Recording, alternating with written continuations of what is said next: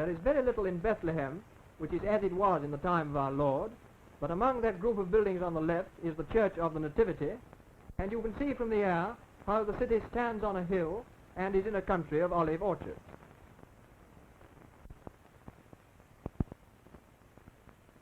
Then we have not tried to portray in any way the life of our Lord, but simply to show some of the circumstances of it which still exist. As you can see, babies in Palestine are still swaddled.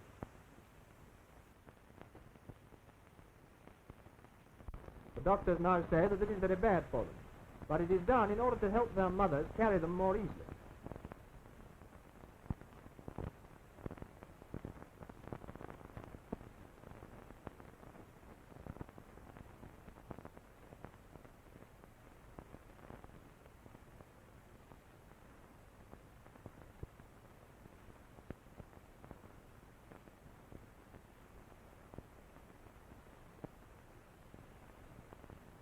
Then soon after our Lord was born, his family must have moved from Bethlehem and crossed the mountains of Judea to Nazareth.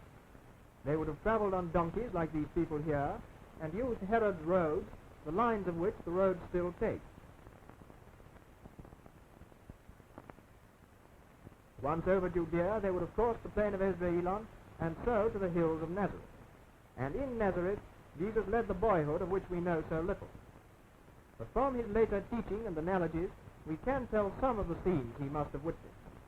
For instance, he must often have watched his mother making bread, and have noticed how leaven spreads and binds the flour.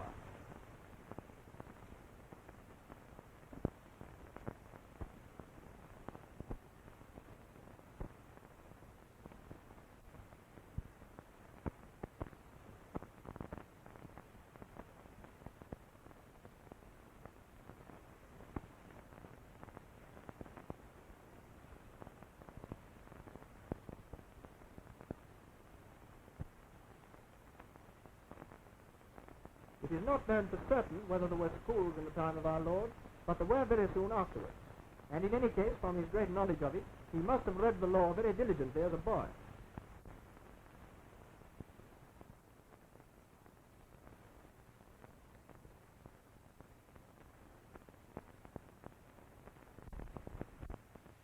Jerusalem is still always crowded during the week of the Passover.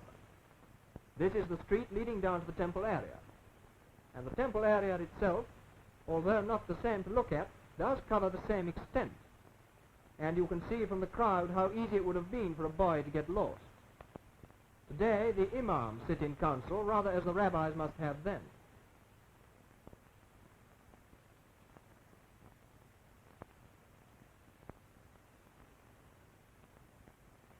And when he returned home, Jesus must surely have adopted the profession of Joseph and become a carpenter.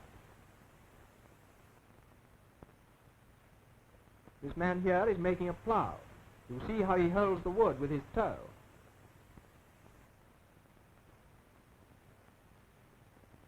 The pattern of the plow hasn't changed in Palestine since before the time of Abraham. It looks primitive, but in fact it's one of the best implements for the very shallow soil up on the hills there.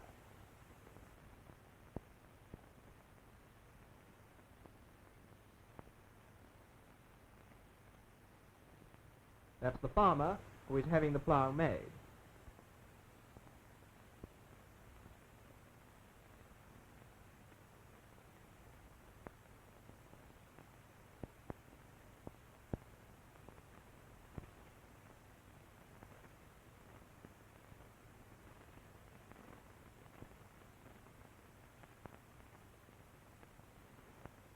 The Jordan has many lovely stretches which have been used for baptism both before and since the time of our Lord.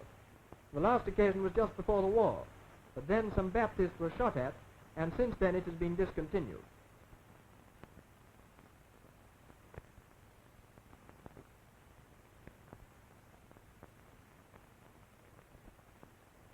The desert into which he went is known as the Yeshimon and is one of the fiercest deserts in the world. It begins down in the Jordan Valley below sea level and rises 3,000 and 4,000 feet to the mountains of Judea. As you can see, it is quite barren. Nothing can grow there, and not even the Bedouin can live there. And it is so hot that sometimes when the Bedouin cross it, the soles of their sandals are scorched. Yet our Lord spent many days and many nights there alone.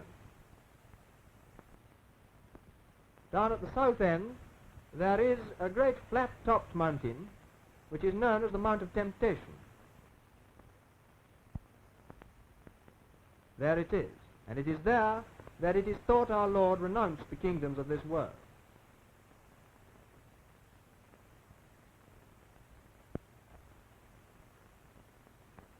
And in Galilee, he came to Capernaum. Nobody is quite certain where the site of Capernaum is, but it is thought to be this little promontory at the north end of the lake, which is now a pleasant place overgrown with eucalyptus trees and with a hospice kept by a German father.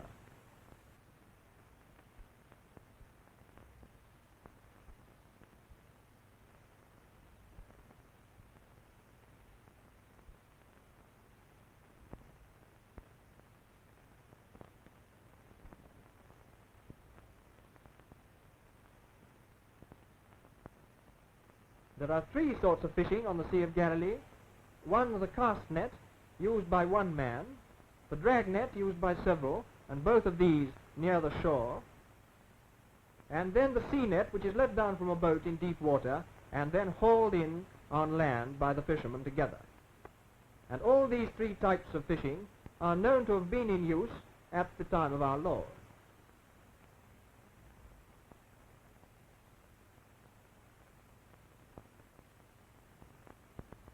Here the men are hauling in the sea net. It's very heavy, and sometimes the line of them stretches a quarter of a mile inland.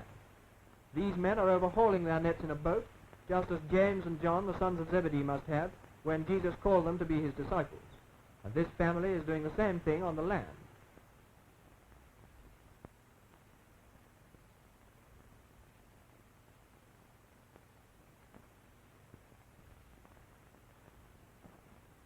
The boats which our Lord used came from the little port of Tiberias, just as they do today. Tiberias is not often mentioned in the Bible, but is a town lying in a hot plain on the southwest corner of the lake. And above it on the skyline, the ruins of Herod's castle still stand.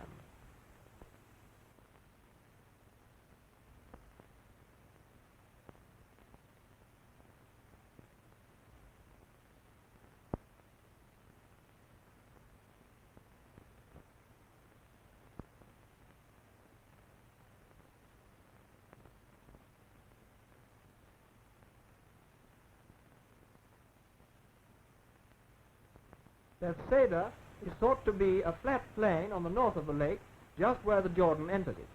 Now it is really only a Bedouin camp, but it may have been the scene of the miracle of the 5,000. From there, Jesus went into the Decapolis, the country of the Greek city-states, and he may easily have visited Jerash, much of which is still standing. The ruts in the road look as if they were made yesterday, and in a minute you'll see the marks of the chariot wheels where they came round the corner. From Jerash he went north again, past Mount Hermon to Caesarea Philippi, and some people think that it was on Mount Hermon that he was transfigured. Caesarea Philippi, now known as Barneas, is a little village at the source of the Jordan at the foot of Mount Hermon, and there this temple to Pan was built just 20 years before our Lord went there. And no doubt he read this Greek inscription. Behind Barneas, the country is mostly lava rock, and it may have been these rocks he had in mind when somewhere near here he turned to St. Peter and said, "On this rock will I found my church."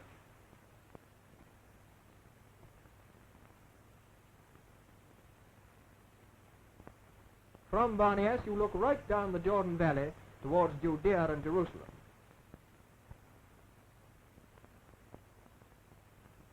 And we know that on his way to Jerusalem came again into the plains of Jericho. And from Jericho he would have passed once more the Mount of Temptation and then taken the road up through the Judean mountains.